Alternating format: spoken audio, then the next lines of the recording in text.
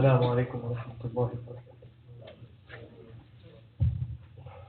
الله أكبر الله أكبر الله أكبر الله أكبر أشهد أن لا إله إلا الله أشهد أن لا إله إلا الله أشهد أن محمدا رسول الله أشهد أن محمدا رسول الله حي على الصلاة حي على الصلاة حي على الفلاح حي على الفلاح الله أكبر الله أكبر لا إله إلا الله.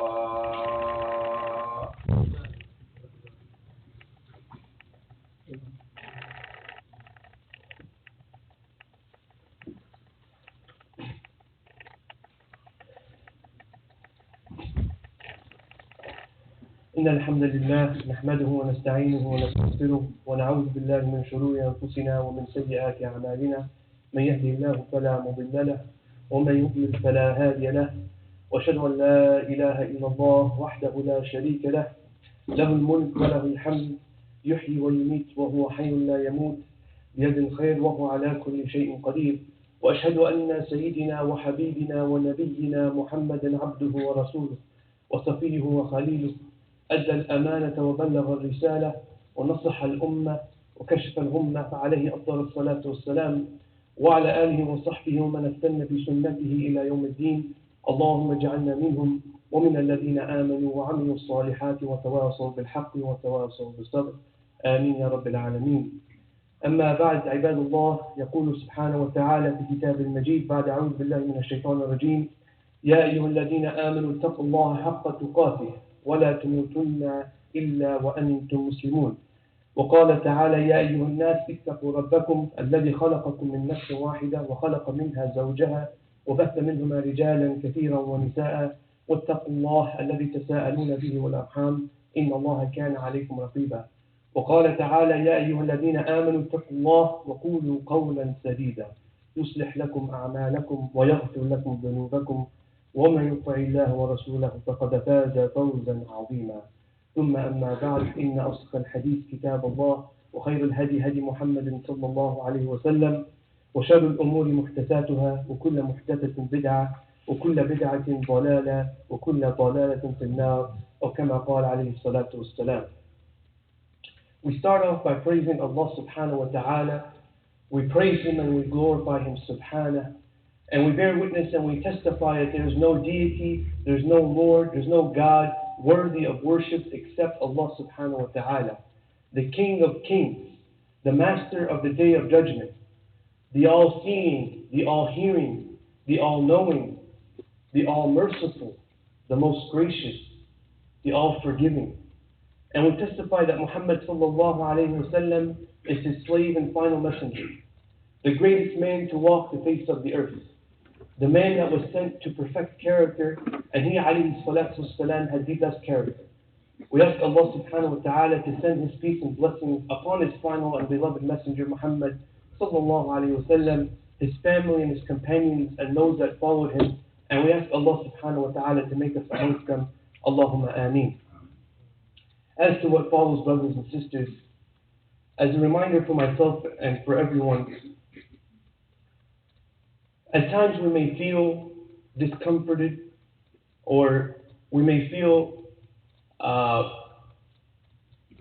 negativity in our hearts when we see Islamophobes talk, when we see people who hate Islam, who hate the deen to flourish. At times this may cause us to lose a sense of strength that we once had. It may cause us to feel displeasure. It may cause us to feel like there's nothing that we can do. And Allah subhanahu wa ta'ala gives a clear example in the Quran and a reminder of a certain individual at the time of the Prophet sallallahu alayhi wa sallam, who Allah subhanahu wa ta'ala blessed him with so much. But at the same time, he ended up rejecting the ayat of Allah subhanahu wa ta'ala, and Allah subhanahu wa ta'ala describes what happens as a result of this person. Allah subhanahu wa ta'ala mentions, ذَرْنِي وَمَنْ خَلَقْتُ وَحِيدًا, leave me with the one who I created alone, وَجَعَلْتُ لَهُ مَالًا مَمْدُودًا, and whom I gave extensive wealth. Allah subhanahu wa ta'ala gave extensive wealth to this individual. وَبَنِينَ شُهُودًا, and children as well. Allah subhanahu wa ta'ala blessed him with children. وَمَهَّدْتُ لَهُ تَمْهِيدًا, and spread everything before him, easing his life. So Allah subhanahu wa ta'ala gave this person provisions, gave this person many things. ثُمَّ يَطْمَعُ أَنْ يَزِيدَ, and at the same time, this person who wasn't even satisfied, he wanted even more. He wanted from Allah subhanahu wa ta'ala even more things. But it was at this point when Allah subhanahu wa ta'ala says, كَلَّا إِنَّهُ كَانَ لِآيَاتِنَا عَنِيدًا. No, indeed, this person was stubborn towards our verses, our ayat.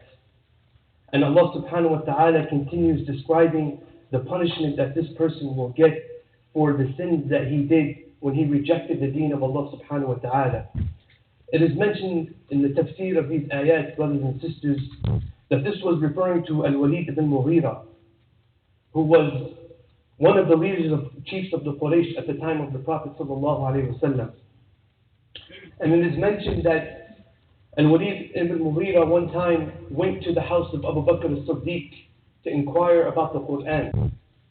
He wanted to learn, what's all this discussion? What is this Quran? Tell me, what is it? What's so special about it?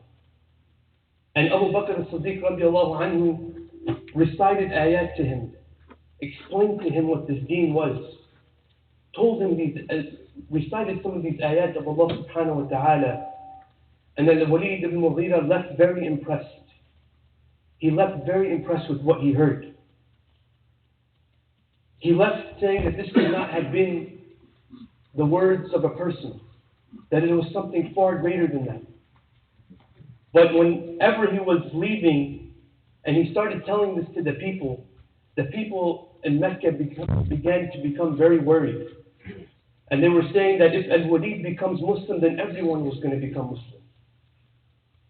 So when Abu Jahl found out about this, he approached Al-Walid ibn Mughira and he told him, your followers think that you're very poor. And he said, why would they think that? And Abu Jahl responded, because you went to the house of Abu Bakr surely for no reason but to ask for food. And it was at that moment when Al-Walid said, but do they not realize how much wealth that I actually have? And then he continued, in which he said that indeed this Quran is nothing but the words of an individual, a human being. He rejected everything that he just previously heard. In order to not lose his status amongst the Quraysh, even though he realized deep down that what he heard was the truth, he ended up rejecting it. And that's when Allah subhanahu wa ta'ala calls him out in these ayat. When he said, إِنْ هَذَا إِلَّا قَوْلُ الْبَشَرِ, when he claimed that these ayat were nothing but from a human being, Allah subhanahu wa ta'ala, he mentions that Al-Walid ibn Mughira was going to get the punishment of saqar. سَأُصْلِهِ السَّقَرْ وَمَا أَدْرَاكَ مَا سَقَرْ. And Allah mentions in these ayat, and what might you think what saqar is? لَا تُبْقِي وَلَا تَذَرْ. It lets nothing remain and leaves nothing unburned. This is a certain part of the fire in hellfire. We ask Allah subhanahu wa ta'ala to protect us from it. And Allah subhanahu wa ta'ala mentions that it will continue. This is a continuous punishment for that person. But when Allah subhanahu wa ta'ala blessed with so many things and he heard the truth, he still chose to reject the truth. And this is the fate of that individual. So brothers and sisters, we need not feel demotivated when we hear of individuals who are trying to take this deen down. Through their own agendas that they're trying to do, they do not want to see Islam flourish. And Allah subhanahu wa ta'ala mentions in another ayah, يريدون أن يطفئوا نور الله بأفواههم وَيَأْبَى اللَّهُ إِلَّا أَن يُتِمَّ نُورَهُ وَلَوْ كَرِهَ الْكَافِرُونَ. They want to extinguish the light of Allah subhanahu wa ta'ala with their mouths. They want to spread ill about the deen. They want to spread ill about the message and the beauty of this religion. But Allah refuses except to perfect His light. Allah subhanahu wa ta'ala will perfect His light. Allah subhanahu wa ta'ala will perfect His deen, even though the disbelievers dislike it. Although the disbelievers dislike it. So we do not need to become discouraged when we hear of individuals who are trying to take our beautiful deen down.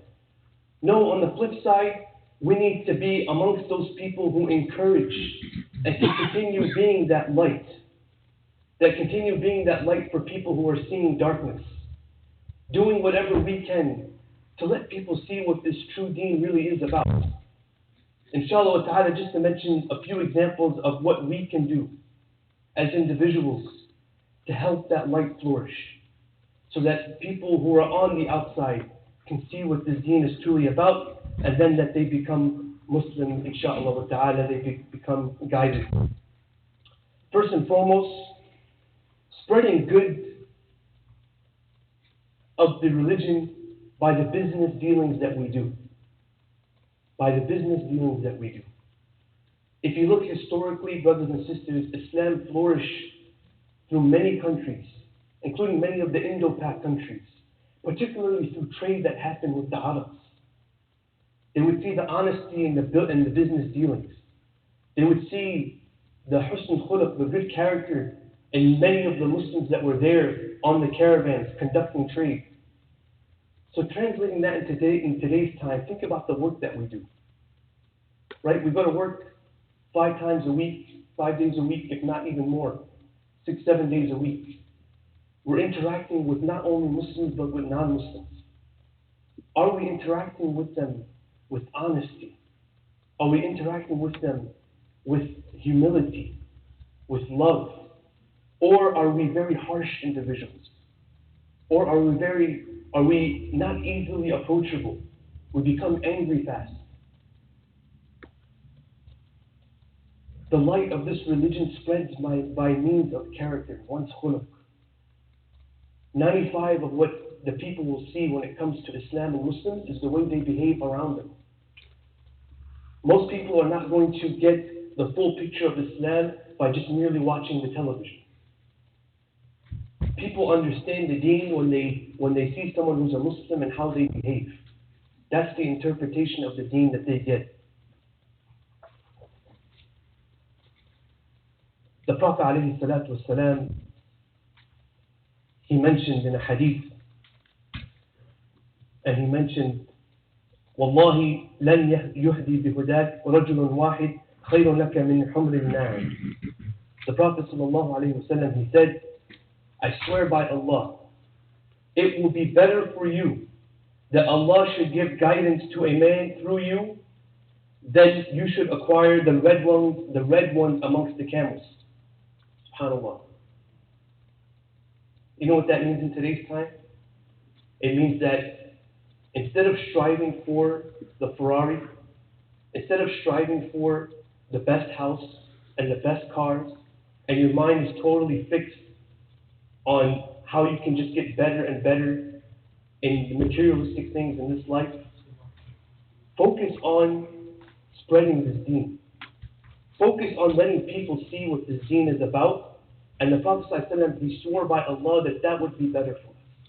Even one person coming to the deen of Allah subhanahu wa ta'ala through your efforts. Starting off through your character, then that person becoming curious, then finding out about the deen, and then accepting Islam. SubhanAllah. Not that striving for the best in this life is wrong. It is, of course, acceptable. We want to be able to have the best things. And we dedicate a portion of our time towards that. But not all of our time should be spent on that.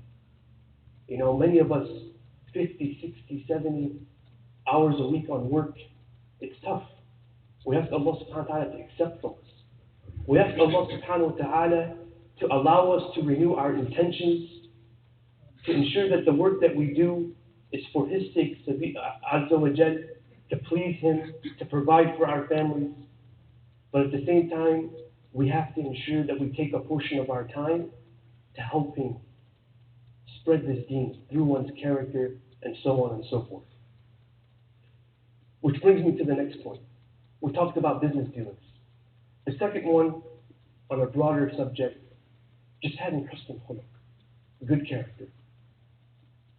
And in one narration, many of us have heard, it's always good as a reminder for us. It's beautiful, subhanAllah. One time the Prophet ﷺ, they received a prisoner of war, Thumama bin Uthad. And what he decided to do was fasten Thumama around one of the pillars of the masjid. He fastened Thumama, locked him around one of the pillars of the masjid. Why did the Prophet ﷺ do this? So that Thumama can get a first eye experience of how Muslims interact with one another. True Muslims.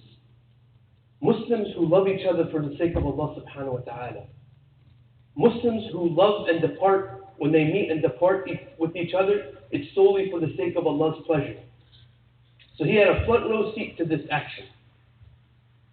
And on the first day, the Prophet ﷺ, he told Thumama, مَا عِنْدَكَ يَا ثُمَامَةَ, what do you have, O Thumama? Negotiation. What do you have? And Thumama said, O Muhammad, if you should kill me, then know that you would have just killed someone who has killed people already. And if you should set me free, then you would do a favor to one who is grateful. And if you want property, then ask me whatever you want, and I will give it for you. So, if the Prophet ﷺ had a materialistic goal or objective, then he would have, of course, accepted the third. But what did the Prophet ﷺ do? He kept Thumama there. He treated him with respect, ordered the Sahaba to get him food, ensured that he wasn't tortured in any way. And at the same time, Thumama is seeing throughout the day Muslims coming for prayer, Muslims greeting each other, Assalamu alaikum, wa alaikum assalam, engaging with one another. Muslims of different ethnicity, Muslims who some were previously slaves but are now in the same rank as those who were amongst the Quraysh. They're on the same level. They greet each other the same way. And he's observing all this brotherhood. And so the next day, the Prophet ﷺ returned to Thumama and he asks him the same thing. And Thumama responded the exact same way. And they did this back and forth 3 times. Until on the 3rd day, the Prophet ﷺ just said, set him free. He didn't ask for anything materialistic. He didn't ask for anything. He just set Thumama free. And what did Thumama do? He saw a palm tree not far in the distance, and behind it, he performed ghusl, and he came back to the Prophet ﷺ, and he said, Ashhadu an la ilaha illallah, wa ashhadu anna Muhammad. SubhanAllah. All because, by the way, of the interactions that he saw amongst the Muslims, of how they treated one another. The genius of the Prophet ﷺ, he knew that if he just had patience, and he just witnessed this, he knew that the man would be able to come to the deen. So one's character, brothers and sisters, how we behave in front of non-Muslims, and of course Muslims as well, it speaks volumes to how they interpret and understand what it means to be a Muslim. So if we want to be amongst that group of people who love to spread the joy of the deen, who love to spread this true guidance, who love to spread this truth, this contentment in our hearts, then we have to be the best behaved, best mannered people that we can be. And at the same time, subhanAllah, I can't neglect an example that I thought of just a few years ago when there was a hurricane that had passed through Houston. Many of the churches, if not most of the churches, including some of the biggest churches in Houston, remained shut and were not open to sheltering people. But at the same time, there were masajid that were opening up left and right to accept people in. And this was enough to make a news headline. There were articles that were coming about how the Muslim community opened its doors to allow people in for shelter after the storm had passed through. It's those kinds of acts that really will define what Islam is to people who do not have any idea.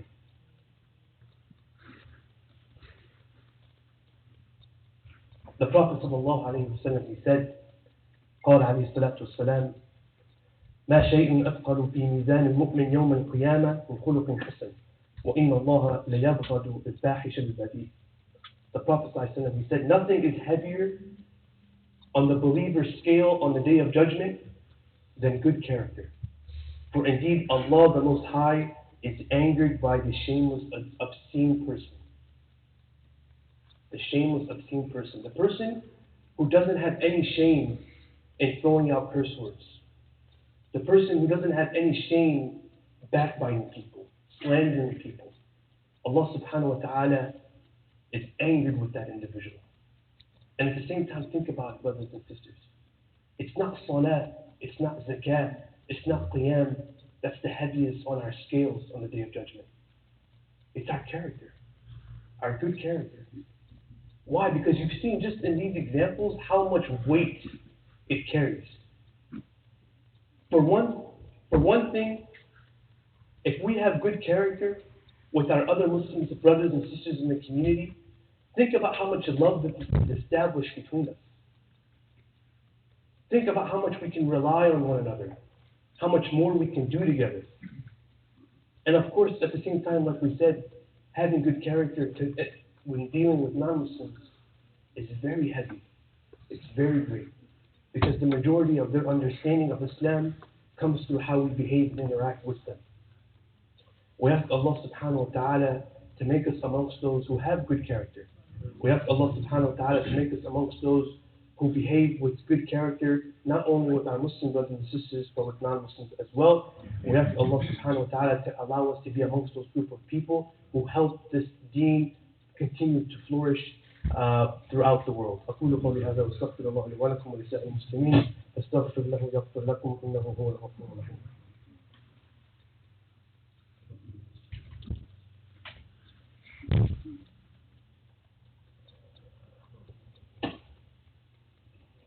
الحمد لله وثم الحمد لله. الحمد لله الذي هدانا لهذا وما كنا لنهتدي لولا أن هدانا الله. وأشهد أن لا إله إلا الله وحده لا شريك له وأشهد أن محمدا عبده ورسوله. Inshallah ta'ala, just to conclude on two things, brothers and sisters. First and foremost, one of the things that we need to do as a community, especially in this country, is become more active. More active outside of the Muslim community shell that we live in. Especially in times that we are in today, it becomes of extreme importance that in order for people to gather a better understanding of this deen and what it means to be Muslim, we have to be interacting with people throughout our community, not just the Muslim community. So we have to get involved politically, we have to get involved with anything that's going on at the local level. We have to be able to reach out, we have to be able to communicate, we have to have interface, we have to be able to work with especially minority organizations that are also going through their fair share of difficulties right now. In order for us to be strong, we have to work together with other communities as well, brothers and sisters. And the second thing I'll mention, it all starts off with our neighbors. How much do our neighbors know about us? Do our neighbors know our names even? Do our neighbors know who we are? Have we done any effort to reach out to them on any level so that they can just see who lives there? What exactly do you do? What occupation do you have?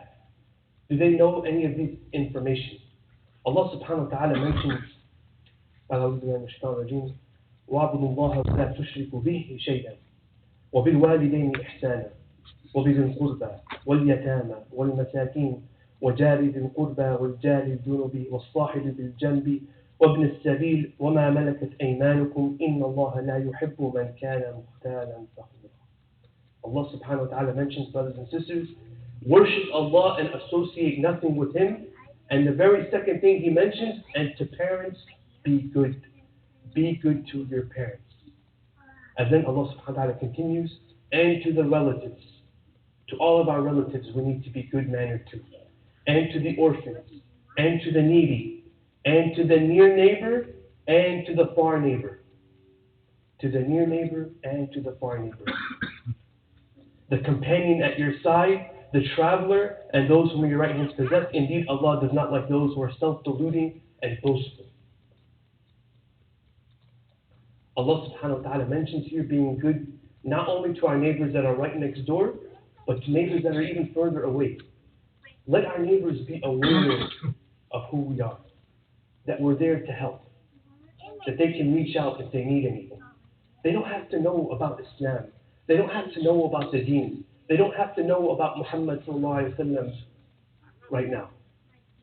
What they need to know is that your name is Muhammad, your name is Ahmed, your name is Mustafa, and you're there to help them if they're in need of anything. You reach out to them. Ramadan comes, you send them some cookies. Eid comes, you send them something. Slowly but surely you develop a relationship with your neighbors until they really have a connection with you.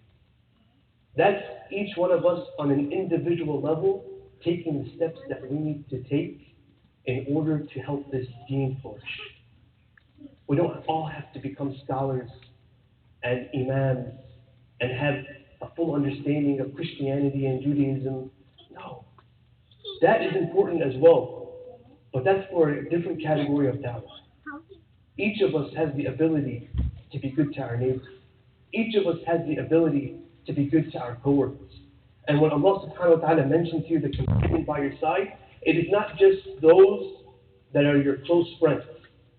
What Allah subhanahu wa ta'ala is mentioning here, you know, if you go to a grocery store and there's someone before you in the line, or there's someone after you in the line, you know, if you're going on a bus and you're sitting on one of the long seats and there's a person sitting next to you, these individuals who you've become connected to each other's lives for even for a few minutes, there's a certain way you need to behave with them. Allah subhanahu wa ta'ala is mentioning to us here. You need to be good to those people as well. You need to be good to the cashier.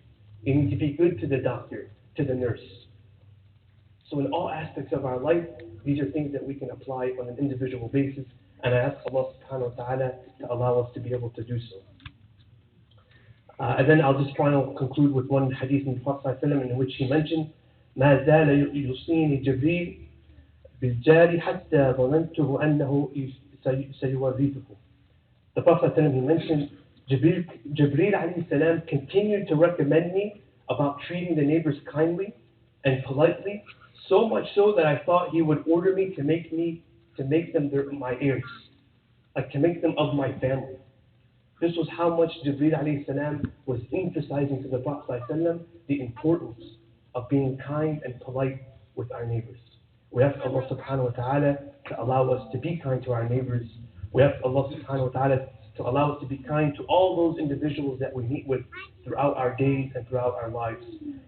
إن الله وملائكته يصلون على النبي يا أيها الذين آمنوا صلوا عليه وسلموا تسليما اللهم صل على محمد وعلى آل محمد كما صليت على إبراهيم وعلى آل إبراهيم وبارك على محمد وعلى آل محمد كما باركت على إبراهيم وعلى آل إبراهيم في العالمين إنك حميد مجيد اللهم اغفر للمسلمين والمسلمات والمؤمنين والمؤمنات الأحياء منهم والأموات إنك سميع قريب مجيب الدعوات اللهم اغفر لنا وارحمنا واعف عنا ولا تعذبنا ربنا آتنا في الدنيا حسنة وفي الآخرة حسنة وقنا عذاب النار ربنا هب لنا من أزواجنا وذرياتنا قرة أعين واجعلنا للمتقين إماما اللهم أعز الإسلام والمسلمين اللهم أعز الإسلام والمسلمين اللهم أعز الإسلام والمسلمين إن الله يأمر بالعدل والإحسان وإيتاء ذي القربى وينهى عن الفحشاء والمنكر والبغي يعظكم لعلكم تذكرون اذكروا الله يذكركم ودعوه يستجب لكم ولذكر الله أكبر والله يعلم ما تصنعون وأقم الصلاة.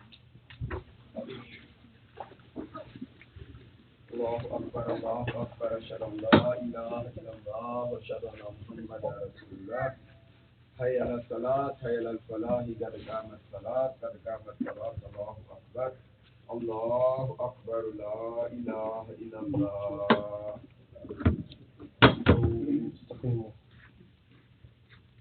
Can anyone sit here or no? Is it small? Oh, this mic too?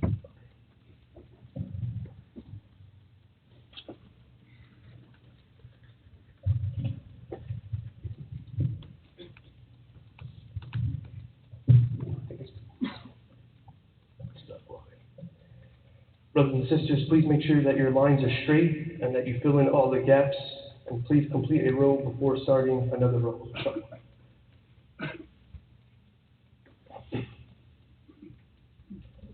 Allahu Akbar.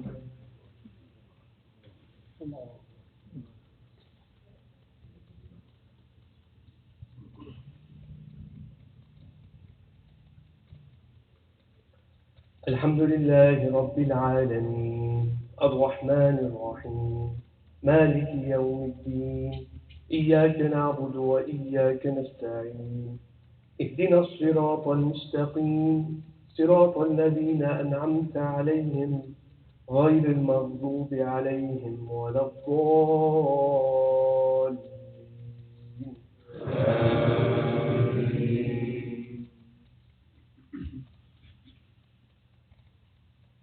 هو الله الذي لا إله إلا هو عالم الغيب والشهادة هو الرحمن الرحيم.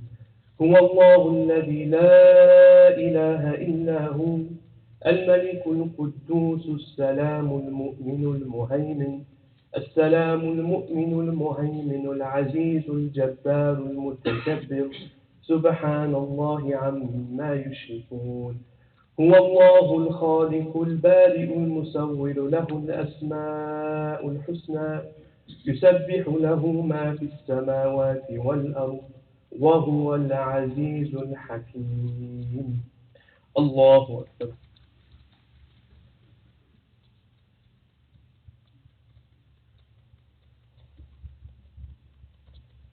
سمع الله لمن حمده. الله أكبر.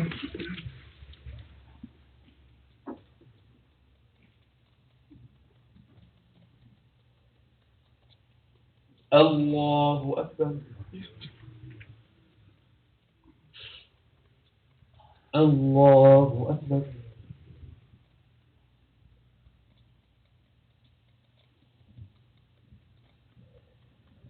الله أكبر. الحمد لله رب العالمين الرحمن الرحيم مالك يوم الدين إياك نعبد وإياك نستعين اهدنا الصراط المستقيم صراط الذين أنعمت عليهم غير المغضوب عليهم ولا الضالين.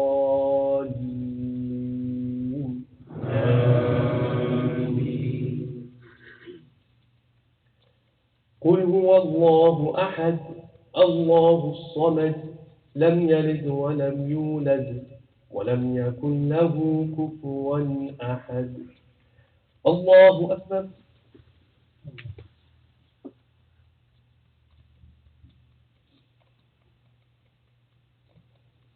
سمع الله لمن حمده. الله أكبر.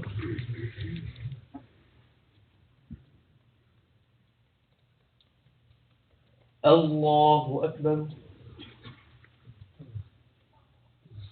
الله أكبر.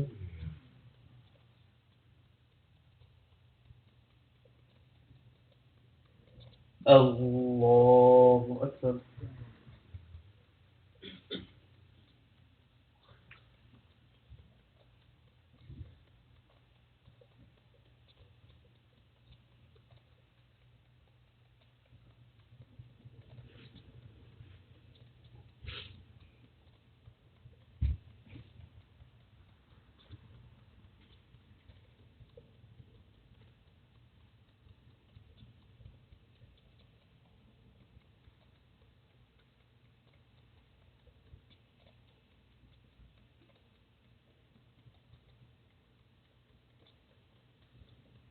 السلام عليكم ورحمة الله. السلام عليكم ورحمة الله.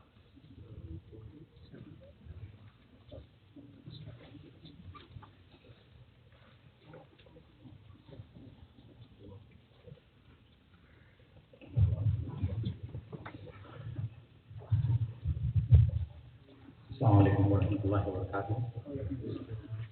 Respected members of this beloved community, Allah subhanahu wa ta'ala has given us the opportunity to this community to be part of a great cause. Our Musalla is in the process of building a mosque, and as always, our request is not I'm trying to downplay when we support the maintenance and operations, but part of building mosque, if we participate in that, it will be a great cause Allah subhanahu wa ta'ala is providing us. So please, not only yourself, I will request everyone to contact at least 5 members of your friends or community or family members to participate in this beautiful cause. Every brick mosque is built will be remembered for generations to come that we are part of this beautiful mosque. So thank you for listening. I have a quick 2 reminders. I'll not take much time. One is tomorrow, January the 11th, from 7:45 to 9 p.m. This is from Mufti Wasim Khan, the building blocks of trust. This is for the children, how we have to interact. Please come with your family and children, and dinner will be served for this tomorrow. So please come and listen to this. And there is a talk on holistic lifestyle coaching from Imam of Plano Mosque, and this is on January 19th, 5 to 7 p.m. So this will be really good topic for discussion. Alhamdulillah. As usual, you know that there is a Sunday school going on. Please bring your children to take part in that, as well as there is a tafsir of Surah Mulk by our Imam Shakil Wada, and that will be after every Isha, every Tuesday. Thanks for listening. Thanks for your time. Jazakallah.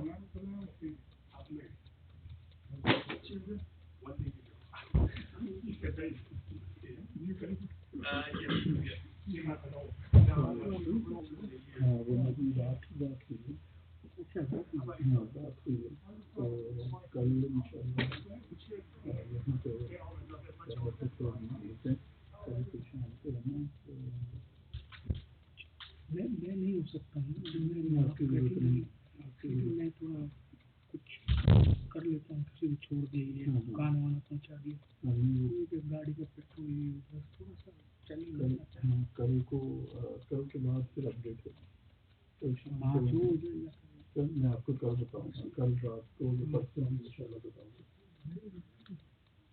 शुरू हो जाऊँगा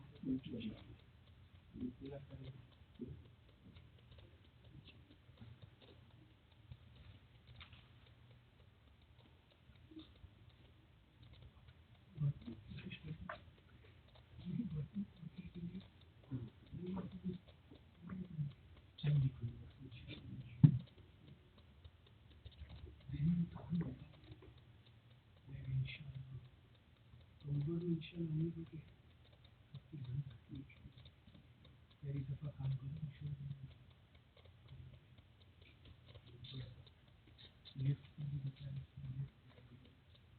इंशाल्लाह चलो ठीक है इंशाल्लाह